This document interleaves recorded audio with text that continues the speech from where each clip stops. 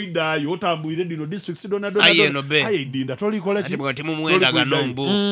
yambuze ekibuuzo ekyansirisa yankoba ati mulina ababaka ba parliament mwidinda namulindirira yakoba ati ndiramu nalemererwa okumwiramu yanko naswala mulina yababaka ba parliament mwidinda yamaliriza nga ali kunkoba ngo tosola kumugoba baka bato baidi kyakyogera kuba nategera kyaje okwira kokumbuuza nasirika kyava nkoba ati ababaka bali mwa parliament bandeta kukwida mwidinda nalo okwida oyo nanita amongu magogo bwankoba ati bandeta ku namukoba nti be namukoba nti mama twendoide kwidinda yakoba ati kankuwe namba yange osobola okumpeereza message tokuba weereza message ndakwiramu olunaku olwengeri yetwali tusiibye isimu yange yawako ki emuliro olwokuba ku internet esaa yona anaye chairman owa Northern Division Waiswa Michael yali ayimirira awo nakoba nti enamba mugiwono nze mwene Waiswa Michael bawa enamba Waiswa Michael nakoba basigaira otya kebatu Waiswa nali kwendo bwaki yali aenda bwa meya bamukuba bamutola ku kadi so chairman wa NRM so twasigninga twendosinga twamwendosinga twavaye iganga twaira bwetwaira natandika okunoonyanga ku Michael nga taboneka idukira naline namba yesimu ne waje muwa yakola yatandika okuweereza message yefula tiniwe chairman wa Northern Division aye nimunango wa 1000 division ate bamu akasente kukisanga yapya kubaine ndozo olibona ba communicatinga mpegano ole yatandika okutegeera ono idukira nze ndi munoonya mpe isimu ali kuogera direct mpegano yategeera ati bulwanyi oyo okumwesembeza nda muzimu kyakola ngagemagana ni chairman wa 1000 division na connecting abo bajo bwe bajere owa speaker bwe bali awadi bwe bayireno batweta mu lukiiko duzi wano just kutukobera ku bubukobere bye bakoze bye bateese iwo panze ekintu muteekateeka so bino byokukiwa oli musanufu era nze natambulanga mu tawuni muno ng'abantu bankoba ati bisanulwanyi abantu abali mu kintu kino aye kida kityo okuba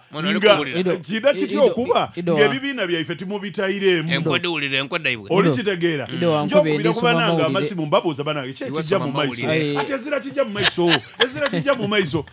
ngebula olunaku lulala speaker aide wano mudofu batweta mu meeting niwe wali bankubira nati amaawo olwafora yetwalimu nga tisobola kwogera nasirika busirike dalingira nawuliriza kubanga oli wayogera osanga bano obuswavu bwabere bw'amaani leadership yona ya NRM idinda wano tiyabaire involved ze nabagambye nti waliwo omu yabadde ku lukiiko olutegesi nti ebiseera ebisinga buli mukolo gwabeeramu mu kutegeka gubeeramu emivuyo era ne bagamba nti bino byatandikira kuviira ddala eri mu mbeera y'olutindo olupya so buli wabeerawo oyo buli wabeeramu ng'ali kutegeka bwati kabaka weddemu oyo gw'oli kwogeraku oli kwogera ku Honorable Balyeku boyogera ku by'olutindo but nze ndowooza nti Honorable Balyeku muwama yabona vacho muwe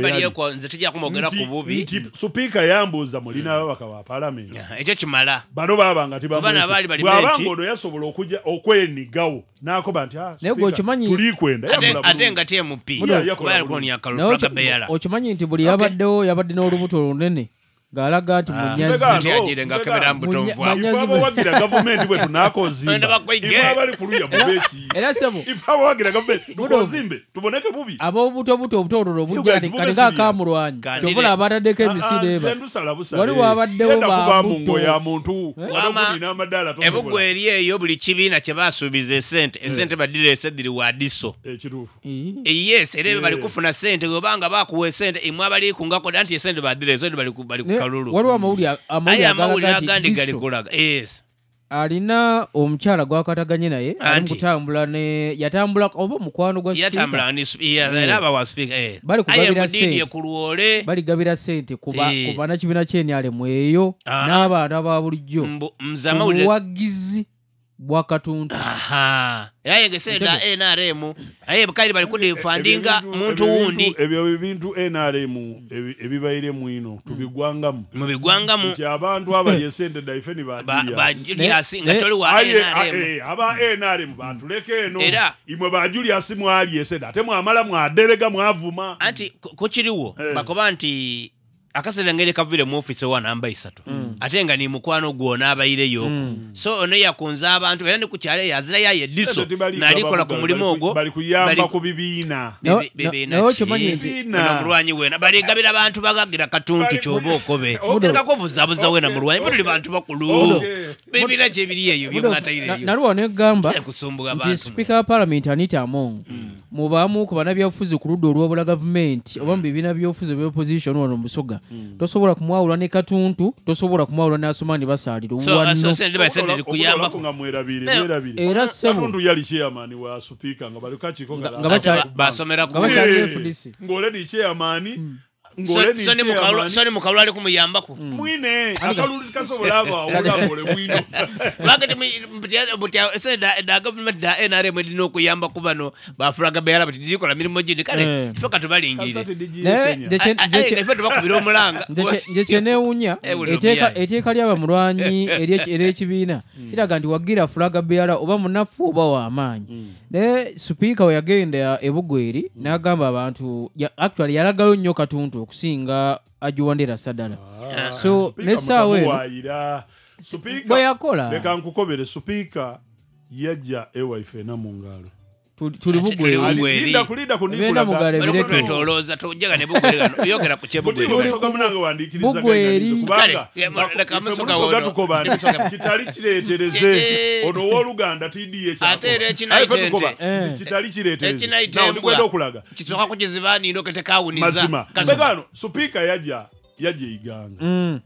bwe yajja iganga eriyo mutabanewe yakoba mutabanewe mwana we yamwekuliza mutabane wange mutabane we yamwekuliza mu bantu be yasabira akalulu ate nga yali na mu constituency tiyayogera ku Haji Badogi anti atifraga beyala waliyo mukwano gwe muuma Milton